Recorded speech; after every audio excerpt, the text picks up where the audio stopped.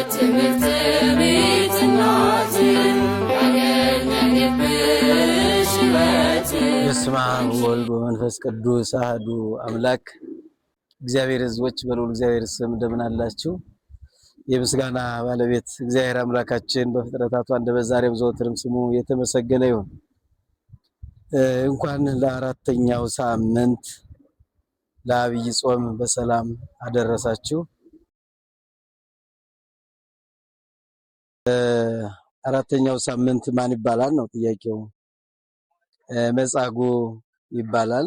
መጻጉዕ አጠቃላይ እንደ ሁሉንም ለማለት ስያሜውን የሰጠው ቅዱስ ያሬድ ነው። ከመጀመሪያው ጀምሮ እነዚህ የዐቢይ ጾምን ሳምንታት እነዚህ ብቻ አይደለም፣ እነዚህ ጎልተው ስለሚወጡ ነው እንጂ ከሳምንት ሳምንት ስያሜ ሰጥቶታል። በየዓመቱን ሙሉ ስያሜ ሰጥቶታል ቅዱስ ያሬድ። ከእሑድ እስከ እሑድ ያለውን ከእሑድ እስከ እሑድ ያለውን ለዛም ሌሊት በሊቃውንቱ የሚዘመር መዝሙር ደርሶ ስያሜ ሰጥቷቸው ሳምንታቱን ቤተክርስቲያን የምታመሰግንበት የምታስተምርበት ታሪኮቹን መነሻ በማድረግ ስያሜ የሰጠው ቅዱስ ያሬድ ነው። ስለዚህ መጻጉዕ ይባላል። መጻጉዕ የተባለው ደግሞ ያው ጌታችን መድኃኒታችን ኢየሱስ ክርስቶስ ያደረገውን ተአምር ያስተማረውን ትምህርት የበለጠ የምንገልጥበት የምታስተምርበት ነው። መጻጉዕ ማለት የሰው ስም አይደለም፣ የበሽተኛው ስም ነው። በሽተኞች ናቸው። በዮሐንስ ወንጌል ምዕራፍ 5 ላይ በሰፊው ተቀምጧል። ስለዚህ ነው የሚናገረው። ዮሐንስ ወንጌል ምዕራፍ 5 38 ዓመት በአልጋ ቁራኛ በደዌ ዳኛ ተይዞ ይኖር የነበረ አንድ ሰው ነበረ። በመጠበቂያ ቦታ ማናት ቤተሳይዳ ወይም ቤተሳይል ይላታል ትርጉሙ። እንተይቲ ቀላያ ባግ ብለው አስቀምጠዋታል። የበጎች በዛ አካባቢ በጎቻቸውን የሚያጥቡበት ቦታ እንደሆነ ይነገራል። በዛ ቦታ ላይ ጌታችን መድኃኒታችን ኢየሱስ ክርስቶስ በአይሁድ የፋሲካ በዓል ጊዜ ወደዛ ሄደ። ብዙ በሽተኞች ተቀምጠው አሉ። 5 እርከን አለ መቀመጫ እንደ ደረጃ አይነት። በዛ በ5 እርከኑ ላይ 5 አይነት ደዌ ያለባቸው ሰዎች እንደተቀመጡ ወንጌሉ ይናገራል። አይኑ የታወረ፣ እግሩ ያበጠ፣ ወገቡ የጎበጠ፣ መንቀሳቀስ የማይችሉ በተለያየ አማካይነት ደዌ ያደረባቸው 5 አይነት ደዌ ያለባቸው ሰዎች በዛች ተቀምጠው እንደነበረ ወንጌሉ በሰፊው አስቀምጦታል። ከነዛ መካከል እነዚህም ደግሞ የዛ ይቀመጡ የነበረው ይቺ የሰሊሆም መጠመቂያ ውሃዋ በሳምንት አንድ ቀን አንድ ሰው ትፈውሳለች። አንድ ሰው የምትፈውሰውም የእግዚአብሔር መልአክ ወርዶ ውሃውን ሲባርከው አንድ ሰው ትፈውሳለች ማለት ነው። ሁለተኛ ሰው አትፈውስም። በኦሪት ያለች ስለሆነች ኦሪት ብርሃኗ ወይም ደግሞ ጸጋዋ የሚያልቅ ነው፣ ጊዜያዊ ነው። አንድ ጊዜ ይባርካታል፣ አንድ ሰው ብቻ ትፈውሳለች። ያ የፈውስ ጸጋዋ ያልቃል። ኦሪት የፈውስ ጸጋዋ ድህነቷ ያልቃል። ከዛ በኋላ ሁለተኛ ሶስተኛ ቢገባ አትፈውስም። ኦሪት ማለት ያች ናት። ጸጋዋ የሚያልቅ ድህነቷ የሚያልቅ ለአንድ ሰው ብቻ የሚሰጥ ናት ኦሪት። ስለዚህ አንድ ሰው ብቻ የምትፈውሰው የኦሪትን ጸጋ በኦሪት ያለውን ፍጹም ድህነት የሌለበት ተስፋ እንዳይቆርጡ አንድ ሰው ትፈውሳለች። እንደዚሁ ደግሞ ፍጹም ድህነት ስለሌላት ደግሞ ብዙ ሰው አትፈውስም ማለት ነው። እንደዚሁም በዚህች ውሃ የምንረዳው የእግዚአብሔር መግቦቱ ከሰዎች እንዳራቀ እንዳልተለየ የምናይበት ነው። የሰው ልጅ ገነት ተዘግታበታለች እንጂ መግቦት እግዚአብሔር አልቀረበትም። እግዚአብሔር መግቦቱን አላቋረጠበትም። በዛ በኦሪቱ ስናይ ገነት ግን ተዘግቶበታል። ፈውሱ ስጋዊ ፈውሱ ግን ያገኙ ነበርና ያን እየጠበቁ ደጅ ይጸኑ ነበር። የእግዚአብሔር መልአክ አንድ ጊዜ ወርዶ ሲያናውጸው ውሃውን ቀድሞ የገባ ይፈወስ ነበር። ያን እየጠበቀ 38 ዓመት በዛ ባልጋው ላይ ወድቆ ይኖር የነበረ መጻጉዕ ተብሎ የሚጠራው እሱ ነው። ስሙ አይደለም፣ በደዌው ተጠርቶ ነው ማለት ነው። በደዌው ባለበት ለ38 ዓመት መጠሪያ የሆነው ያ በሽታው ደዌው ነው። እዛ ደጅ ጸና የነበረ ሰው ነው። በሱ ተሰይሟል ማለት ነው። አጠቃላይ ብዙ ድውያን የተፈወሱበት ይህ ብቻ አይደለም። የተፈወሰው የዚህኛው ጎልቶ ስለወጣ ማስተማሪያ ይሆን ዘንድ የዚህ ሰው አንደኛ 38 ዓመት ታግሶ እዛ ደጅ መጽናቱ ምንም 38 ዓመት ሙሉ ፈውስን እየጠበቀ ዛሬ ቢሆን ያው እንደሞከርኩ ያንሞከርኩ የሚል ነው የሚበዛው።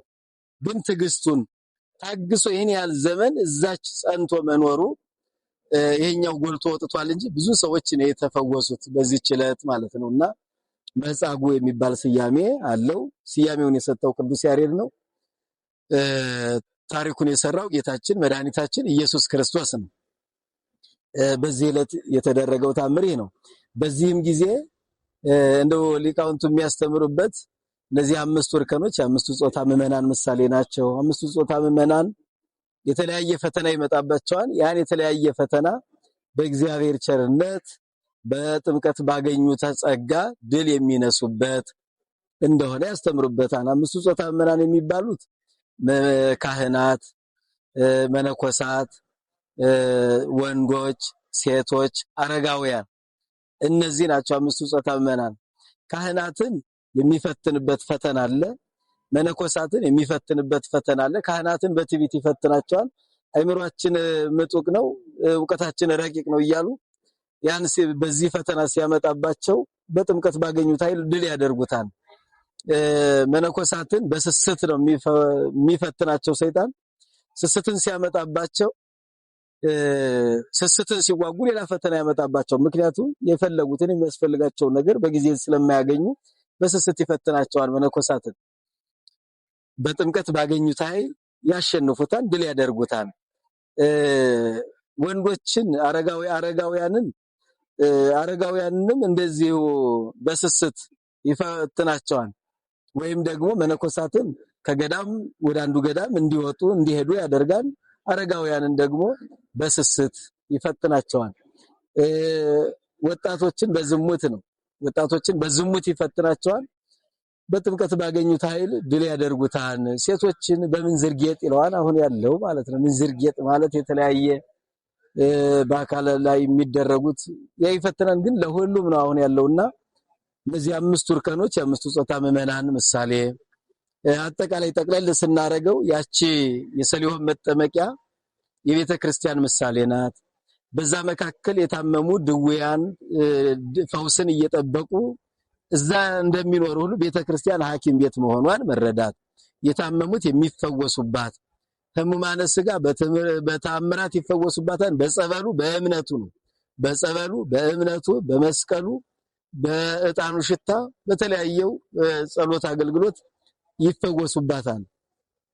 ሕሙማነ ነፍስ ደግሞ በትምህርቱ የሚፈወሱባት ሐኪም ቤት ናት ቤተ ክርስቲያን። ፈውስ የምትሰጠው ፈውስም እንደ ሰሊሆሟ እንደ አንድ ሰው ብቻ አይደለም።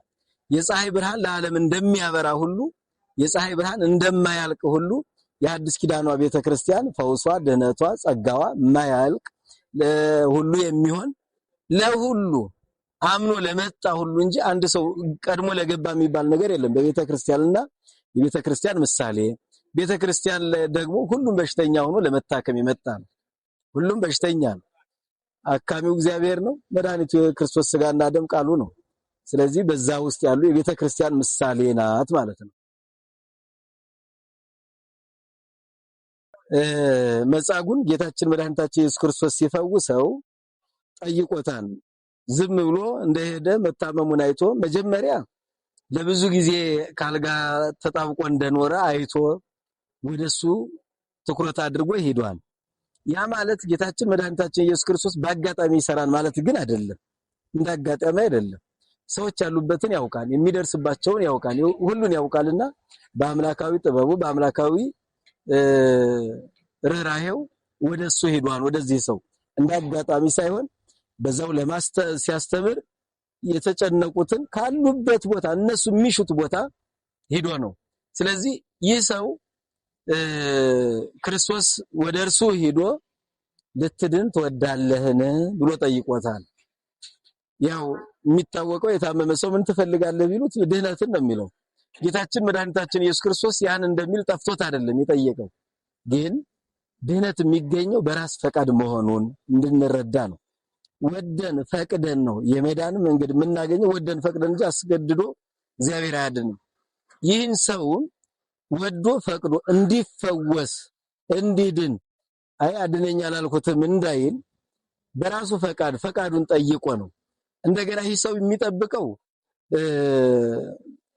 አንድ ሰው ወስዶ ውሃው ላይ ይጨምረኛል የሚል ነበረ የሚጠብቀው። ግን እንደዛ አይደለም።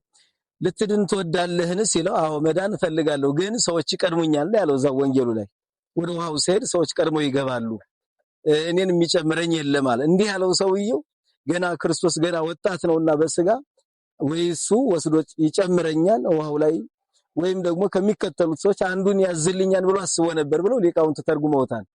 ግን ጌታችን መድኃኒታችን ኢየሱስ ክርስቶስ በጸበሉ በውሃው እንደሚፈውስ የዮሐንስ ወንጌል ምዕራፍ 9 ላይ ታኅሳስ ላይ የሚነበበው አይነ ስውሩን ሄደህ በሰሊሆም ተጠመቅ ሲለው እናያለን። በእምነቱ እንደሚፈውስ ምራቁን እንትፍ ብሎ ጭቃውን ለውሶ ፈውሷል። በቃሉም እንደሚፈውስ ያለ ጸበልም ያለ ምንም እንደሚፈውስ ደግሞ በመጻጉዕ እንረዳለን ማለት ነው። የማዳን ስራው በአንድ ብቻ የተገደበ አይደለም። ወይ በጸበሉ ብቻ አይደለም፣ በእምነቱ ብቻ አይደለም፣ በሁሉም ነገሮች ይፈውሳል። እግዚአብሔር ያድናል።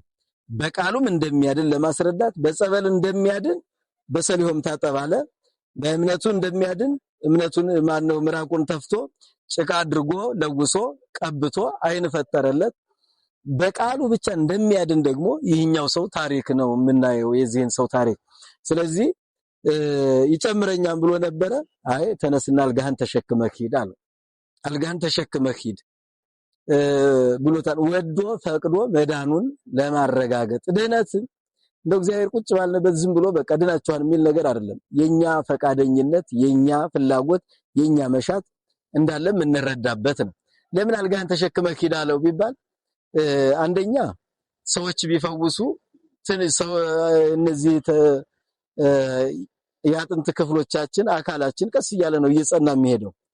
ጌታችን መድኃኒታችን ኢየሱስ ክርስቶስ ግን ፍጹም ፈውስን እንደሰጠው ለማጠየቅ ፍጹም ፈውስ እንጂ ቅሬት የድህነት ቅሬት የለውም። እንደው ትንሽ ቀስ እያለ ያገግማል የሚባል ነገር የለውም። በአንድ ጊዜ ማዳን እንደሚችል እዛ ላይ የምንረዳበት ነው። እንደገና አልጋህን ተሸክመህ ሂድ ሲለው ንብረቱ ነው፣ ሌላ ንብረት የለውም። ይሰው እንዳይጠፋበትም ነው ንብረቱን ይዞ እንዲሄድ ነውና አልጋህን ተሸክመህ ሂድ አለ። አልጋውን ተሸክሞ ሄደ። ሌላኛው አይሁድ የተከሰሱበት አንደኛው ምክንያት ይሰው ነው። አይሁድ የከሰሱበት ክርስቶስ የፈወሰኝ ሰው በዕለተ ቀዳሚት ነው ሰንበት አይሁድ ሰንበትን ሻሪ ብለው የከሰሱበት እነዚህን የተቸገሩትን በሰንበት ስላዳነ ነውና መቼስ እናንተ ራሱ ክርስቶስም ብሏል በሬያችሁ ጉድጓድ ቢገባ አህያችሁ ገደል ቢወድቅ አታነሱትም በሰንበት ብሏቸዋል። እንደሄማ በሬ አይደል እንስሳ አይደል? እናንተ ለእንስሳ የምታስቡ ከሆነ ላልፈጠራችሁ የሰው ልጅ በሰንበት ማዳን ምንድነው ኃጢያቱ? ምንድነው ችግሩ? ስለዚህ በሰንበት በጎ ስራ ማድረግ ተፈቅዷል ብሎ አስተምሯልና እዚሁ ላይ ሌላኛው የምንረዳው በዓላትን ስናከብር አግባብ ያለው አከባበር እንዲሆን ያስፈልጋል። እንደው ቁጭ ብሎ ዝም ብሎ ተዘርግቶ እንደው እግሩን ዘርግቶ ተኝቶ እንዲውልበት አይደለም።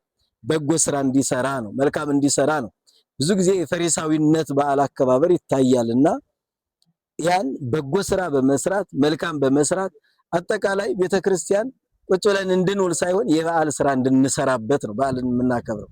የበዓል ስራ ምንድነው ከተባለ ቤተ እግዚአብሔር ሄዶ እጅ መንሳት፣ ስጋው ደግሞ መቀበል፣ ምስጢራትን መሳተፍ፣ የተቸገሩትን ማየት፣ መርዳት፣ በጎ ስራ ማድረግ የተፈቀደ ነው እንጂ ቁጭ ብሎ መዝናኛ ቦታ እየሄደ እንዲያከብር አይደለምና የበዓል አከባበራችንም እዛ ላይ ክርስቶስ ይነግረናል።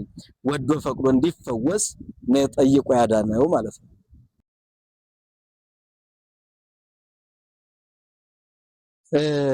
አምስተኛው ደብረ ዘይት ነው። ይህንንም ያው ቅዱስ ያሬድ ነው ሙሉ የሰየማቸው። ደብረ ዘይት ማለት የወይራ አትክልት ያለበት ተራራ ማለት ነው። ደብር ተራራ ነው። ዘይት ማለት ደግሞ የወይራ ዛፍ ማለት ነው። በደብረ ዘይት ተራራ ስለ ነገረ ምጽአቱ ጌታችን መድኃኒታችን ኢየሱስ ክርስቶስ ያስተማረበት ነው። ይህም የማቴዎስ ወንጌል ምዕራፍ 24 ከቁጥር 1 ጀምሮ የሚነበበው ወንጌል ስለ ነገረ ምጽአቱ ነው። የሰው ልጅ ከሞተ ከፈረሰ ከበሰበሰ በኋላ ዳግም እንደሚነሳ አስተምሯል። መነሻው የሐዋርያት ጥያቄ ነው። ጌታችን መድኃኒታችን ኢየሱስ ክርስቶስ ያን ቤተ መቅደስ የተሰራው ቤተ መቅደስ በጣም የሚያምር ውብ ሆኖ ተሰርቷል። ይህን ቤተ መቅደስ አፍረሱት በሶስተኛው ቀን አነሳዋለሁ ሲል ሐዋርያት ግራ ገባቸው። ወደ ቤተ መቅደሱ እያመለከቱ እስኪየው አሁን ይሄ ይፈርሳል ትላለህ ወደ ማለት ነው የሄዱት። ይህ ቤተ መቅደስ ሲያምር አሉ ውጫዊ ውበትን ውጫዊ እይታን አይተው ይህ ቤተ መቅደስ ሲያምር አሉት። ድንጋይ በድንጋይ ላይ ተክዋ አይቀርም ይፈርሳል አላቸው። ይፈርሳል ሳይፈርስ አይቀርም። ይህ ማለት ያን ያለበት ምክንያት አይሁድ በባህላቸው ነገረ ምጽአትን በሚያስተምሩ ጊዜ ቤተ መቅደስ ከፈረሰ ምጽአቱ ደርሷል እያሉ የራሳቸው ብሂል አባባል ነበራቸው። ከዛ የተነሳ ይህ ቤተ መቅደስ ይፈርሳል ሲላቸው እነሱ ምን ብለው ጠየቁ? የመምጣት ነገር እንዴት ነው አሉ። ያ ባህል ስላለ ነው። ስለ ቤተ መቅደስ መፍረስ እየነገራቸው የመምጣት ነገር ሊሉበት የቻሉበት ምክንያት እነዚህ ፈሪሳውያን ቤተ መቅደሱን ከፍ አደረግን ብለው ቤተ መቅደሱ ሲፈርስ ይሄ የሚያምረው የተዋበው ቤተ መቅደስ ሲፈርስ የነገረ ምጽአት ይደረጋል የሚል ባህል ስለነበራቸው የመምጣት ነገር እንዴት ነው ብለው እንዲጠይቁ አደረጋቸው ማለት ነው። ከዚህ በኋላ የቤተ መቅደሱን መልስ ከሰጣቸው በኋላ እንዴት እንደሚመጣ ምሳሌ ሰጥቷቸዋል። ምሳሌዎቹም አንደኛ የሚነሳው ሃይማኖታዊ ጉዳዮች ሰጥቷቸዋል። ምሳሌዎች እንደው ጠቅለል ስናረጋቸው 4 አይነት ይዘት ነው ያላቸው የመሰላቸው ምሳሌዎች። የሃይማኖታዊ ጉዳዮችን ይህ ማለት እኔ ክርስቶስ ነኝ እያለ የሚመጣውን ማቴዎስ 24 ላይ የምናገኘው እኔ ክርስቶስ ነኝ እያለ ይመጣል። በሱ ስም የሚመጡ ሐሰተኞች ነቢያት አሉ፣ ሃይማኖትን እየሰበኩ የሚመጡ ሃይማኖታዊ ጉዳዮች ያሉበትን ነግሯቸዋል። ምልክት እንዲህ አይነት ምልክቶች ይኖራሉ ብሎ ነግሯቸዋል። ሁለተኛ ከሰው ዘንድ ፍቅር ትጠፋለች ብሎ ነግሯቸዋል። የፍቅርን መቀዝቀዝ ነግሯቸዋል። እንደዚሁ ደግሞ ፍቅር ትቀዘቅዛለች ማለት ሁሉም አንድ አይነት መቼስ ያለው ፍቅር ያለው እንደው ፍጹም ጠፍቶ በጥላቻ የሚኖርበት ይሆናል ነው። ሶስተኛ በመንግስት ላይ ይነሳን ሲል አስተዳደራዊ ሁኔታዎች ወይም በፖለቲካ ያሉት ነገሮች የሚነሱበትን ነግሯቸዋል። አራተኛ ሐሰተኞችን ነው በሰፊው የነገረበት ያስተማረበት። እነዚህ ይደረጋሉ፣ ህዝብ በህዝብ ላይ ይነሳል፣ መንግስት በመንግስት ላይ ይነሳል፣ የመምጣቴ ነገር እንዲህ ነው ብሎ ስለ ነገረ ምጽአቱ የሚመጣበትን አስቀድሞ የሚመጡ ነገሮች አሉ። ሐሳዊ መሲህ ይመጣል፣ እኔ ክርስቶስ ነኝ የሚለው ይመጣል። ጌታችን መድኃኒታችን ኢየሱስ ክርስቶስ ከመምጣቱ በፊት የሚመጣ የሚሆን የሚደረግ ማለት ነው። እንደዚሁም ደግሞ ነገረ ምጽአቱን ስናስብ ጌታችን መድኃኒታችን ኢየሱስ ክርስቶስ 2 ልደት እንዳሉት ሁሉ 2 ምጽአቶችም አሉት ማለት ነው። 2 ምጽአቶች 2 ልደት ቅድመ ዓለም ከአብ ድህረ ዓለም ከመቤታችን ነው። 2 ምጽአት ደግሞ ከዚህ ቀደም በስጋ እኛን ለማዳን ዝቅ ብሎ በትህትና የመጣበት ከዚህ በኋላ ዳግመኛ የሚመጣው ግን በግርማ መንግስቱ በክበበ ትስብእት በግርማ መንግስት ፍርድ ለመስጠት ዋጋ ለመስጠት የሚመጣበት ሲመጣ ግን ከመምጣቱ አስቀድሞ የሰጠን ምልክቶችን ትኩረት ማድረግ ያስፈልጋል። ብዙ ሐሰተኞች ነቢያት ይነሳሉ፣ ብዙ ሐሰተኞች መምህራን ይነሳሉ፣ ብዙ ሐሰተኛው ክርስቶስ እኔ ክርስቶስ ነኝ እያለ ይመጣል። ብዙ ድንቅ ተአምር እስከማድረግ ይደርሳሉ፣ ድንቅ ተአምርም እስከማድረግ ይደርሳሉ። እነዚህን ምልክቶች በሰፊው አድርጎ አስተምሮበታል ደብረ ዘይት ላይ። ስለዚህ የሰው ልጅ ዳግም መነሳቱን ምንማርበት ጌታችን መድኃኒታችን ኢየሱስ ክርስቶስ ደግሞ የሚመጣው ለምንድን ነው ከተባለ ለኛ ዋጋ ሊሰጠን ነው። ምልክቶቹ የተነገሩትም ለኛ ስለሆነ ነው፣ እንድንዘጋጅ ነው። መዘጋጀታችን እነዛን ምልክቶች አይተን ከሐሰተኛ እንጠበቅ ዘንድ ከሐሰተኛ ነቢይ፣ ከሐሰተኛ መምህር፣ ከሐሰተኛ ክርስቶስ ራሳችን የክርስቶስ ነኝ ከሚል በሐሰት ከሚመጣው ራሳችንን እንድንጠብቅ ምልክት ተሰጥቶናል። ክርስቶስ በዚህ በከተማ አለ ቢሏችሁ ወደ ከተማ አትውጡ፣ በገዳም አለ ቢሏችሁ ወደ ገዳም አትውጡ እያለ ነው የነገረን። ከዚህ ቦታ አለ እንዲህ ነው ቢሏችሁ አትውጡ ብሎናል። ምልክቱን መቼስ ፈተና ይመጣል ብሏል። በዚህ ዓለም ያሉ ፈታኞች መቼስ ፈተናውን ሳይነግሩ ነው መጀመሪያ የሚፈትኑት። እግዚአብሔር ግን ቸር ነውና ፈተናውን እንድንወጣው ፈተናውን ነግሮን ነው የምንፈተነው። ፈተናው አስቀድሞ የሚመጣው ፈተና ተነግሮናል። በዚህ ዓለም ያለ ማንኛውም ፈተናውን ሳይነግር ነው ፈተና የሚፈትነው። እግዚአብሔር ግን ፈተናውን ነግሮን ነው የሚፈትነን። ያን ጊዜ ፈተናው የሚመጣው እግዚአብሔር የሚያመጣው ሆኖ ሳይሆን የኛ ፈቃድ ሌላው የሚያመጣው። ስለዚህ እነዚህ የሚመጣው ፈተና ብዙ ጭንቅ ይሆናል፣ ብዙ መከራ፣ ብዙ ፈተና ይደርስበታል። በዓለም ላይ ብዙ ፈተና ይመጣል ብሎ አስቀድሞ ፈተናውን የነገረን እንድንዘጋጅ ነው። የምንዘጋጅ ደግሞ ጌታችን መድኃኒታችን ኢየሱስ ክርስቶስ በደስታ የምንጠብቀው እንጂ በመጨነቅ በመፍራት በመንቀጥቀጥ የምንጠብቀው አይደል። የሚመጣው ለኛ ጥቅም ነው፣ ለኛ ዋጋ ሊሰጠን፣ ለእኛን ሊያከብረን፣ እኛን ከሱ ጋር ሊያነግሰን፣ እኛን ከሱ ጋር ለዘላለም ሊያድነን፣ ለዘላለም ሊያኖረን፣ ለዘላለም ብርሃንና ጨለማ ከሚፈራረቅበት ዓለም ጨለማ ወደሌለበት ዓለም፣ ሐዘንና ደስታ ከሚፈራረቅበት ዓለም ሐዘን ወደሌለበት ዓለም፣ ሁልጊዜ ደስታ ወዳለበት ዓለም ሁልጊዜ ደስታ ወዳለበት ዓለም ሊወስደን ለዘላለም እሱን እያመሰገን እንድንኖር ማግኘት ማጣት ያለበት ዓለም ነው ያለንበት። ማግኘት ማጣት ወደሌለበት ዓለም ዘላለም ደስታ ወዳለበት ዓለም ሊወስደን ነው የሚመጣው። ስለዚህ በመፍራት በመንቀጥቀጥ በመጨነቅ አይደለም የምንጠብቀው፣ ደስ ብሎን እንዲመጣ እንደውም እየተመኘን ማለት ነው።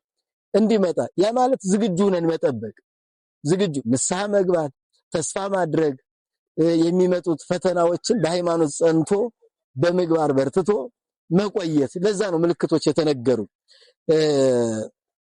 መቼስ አንዲት ሙሽራዋ እስከሚመጣ የምትጠብቅበት ሂደት አለ። ሙሽሪት ሙሽራውን በሰርጓ ዕለት ሙሽራው ወደሱ ሊወስዳት ሲመጣ ለብሳ ያማረውን ለብሳ የሚያስፈልገውን ቅባቷን ተቀባብታ ተኳኩላ አምራ ተውባ ነው የምትጠብቀው ሙሽራዋ ማለት ነው። ለምን? በደስታ ነው እንጂ መጣብኝ ብላ በመጨነቅ አይደለም፣ በመፍራት አይደለም የምትጠብቀው። አሁንም ሙሽራችን ክርስቶስ፣ የኛ ሙሽራችን ክርስቶስ ነው። እንደ ሙሽራዋ አምረን ተውበን ፍቅርን ይዘን ትሕትናን ይዘን በሃይማኖት ጸንተን ምስጢራት ተሳታፊ ሆነን ስጋው ደግሞ እየተቀበል በንስሐ እየተመላለስ ነው የምንጠብቀው። ይሄን እንድንዘጋጅ ነው። እሱ እመጣለሁ ሲለን ሙሽራችን ነው። ቤተክርስቲያን ሙሽሪት አይደለች? እሱ ሙሽራ ነው። ሙሽሪት ያለች እሱ ሙሽራ ነው ብሎ ዮሐንስ አስቀምጦለት ጽፎለታል። ስለዚህ የሚመጣ ለዘላለም ከሱ ጋር ሊያነግሰን መሆኑን ተዘጋጅተን እንድንጠብቀው ነውና ደብረ ዘይት ነገረ ምጽአቱን ሰው የሆነ ሁሉ ይሞታል፣ ስጋ የለበሰ ሁሉ ይሞታል፣ ሰው የሆነ ሁሉም ይነሳል። ሰው የሆነ ከመነሳታችን በፊት ግን የምናደርጋቸው ዝግጅቶች የአንድ ሰው ነገረ ምጽአቱ ወይም ምጽአቱ ዕለተ ሞቱ ነው። ሌላ ያኛው በአዋጅ የምንነሳበት ሳይሆን ምጽአት ስንል ሁለት አይነት ነው። የኛ ምጽአታችን ዕለተ ሞታችን ተዘጋጅተን መጠበቅ፣ በኋላ በአደባባይ ጻድቃንም ኃጥአንም የሚነሱበት። ከዛም በኋላ ባለው ዝግጅቱ ሰዎች ተዘጋጅተው ቆይተው ንስሐ ገብተው ፍጹም ከሆነ ጊዜ በኋላ ጌታችን መድኃኒታችን ኢየሱስ ክርስቶስ እንደውም የሚጠይቀን እኮ እነዚህ ምግባራተ ወንጌል ነው። ማቴዎስ ወንጌል ምዕራፍ 25 ቁጥር 30 ጀምሮ ስናነብ ብራብ አብልታችሁኛል፣ ብጠማ ጠጥታችሁኛል የሚሉትን እንድናደርግ ነግሮናል። አስቀድሞ እነዚህን ይዛችሁ ጠብቁኝ ነው። ሰጥቶን ሄዷል። መጥቶ የሚጠይቀን ይሄን ነው። ወንጌልን ሰጥቶናል። ወንጌልን መጠበቅ ነው። ወንጌልን ይዘን መኖር ነው። አስቀድሞ አስቡት። አስቀድሞ ክርስቶስ ያስተማረ ወንጌልን ነው፣ ሃይማኖታዊ ጉዳይን ነው፣ ትምህርቶችን። ይሄኛው 24 25 ደግሞ ትንቢት ነው። ትንቢቱን ወደ መጨረሻ ነው። ሰው አስቀድሞ ትንቢቱን እረዳለሁ፣ ራእይን እረዳለሁ በማለት ነው ግራ የሚጋባውና በደንብ ሳይረዳ ወንጌልን መኖር ይጠበቅብናል። ያ ነው መጥቶ ዝም አይልም። ለፍርድ እንነሳለን፣ ተነስተንም ዝም አንልም። የሰራነው ስራ ተከትሎን ይነሳል። ፍየሎችን በግራው በጎችን በቀኙ ያቆማ ብሎ ተጽፏል። ከየትኞቹ? እኛ በቀኝ ከሚቆሙት ከበጎቹ ጋር እንድንሆን አሁን እንድንሰራ ምልክቶቹ ተቀምጠውልናል። የሚመጣው ፈተናም ተነግሮናል። ፈተናው የተለየ ፈተና አይደለም የሚመጣውና ከበጎቹ እንድንሆን በቀኝ ከሚቆሙት እንድንሆን የአባቴ ቡሩካን ኑ የዘላለም ርስት ዘላለም በምድር ታምናችኋልና ወደ ዘላለም ደስታ ግቡ እንዲለን ተዘጋጅተን እንድንጠብቅ ነገረ ምጽአትን የምናስብበት ነው። ደብረ ዘይት የጾሙ ግማሽ ማለት ነው። በጾሙ ግማሽ ላይ ስለ ነገረ ምጽአት ታስተምራለች ቤተክርስቲያን በሰፊው ነው ደብረ ዘይት።